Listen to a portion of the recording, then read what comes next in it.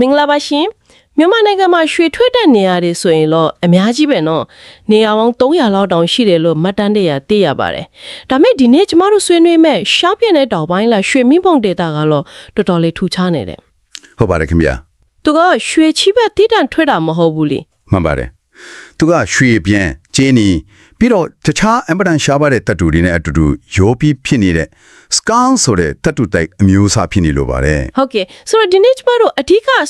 ဆက်လေ့လာသွားမှာကအဲ့ဒီရွှေမင်းပုံဒေတာကရွှေနဲ့ကျင်းနီတွေရဲ့ဇာမစ်ပေါ့နော်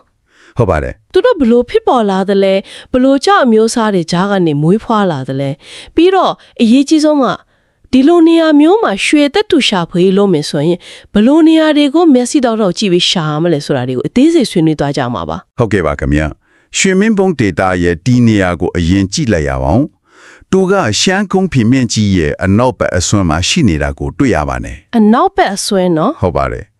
ဘူမိပေတာအရာတော့ရှမ်း Oscash ဇုံလို့ခေါ်တဲ့အမတန်အရေးပါတဲ့ဇုံတစ်ခုထဲမှာတည်ရှိနေတာကသူ့ရဲ့ပထမဆုံးထူးခြားချက်ပါပဲခင်ဗျာ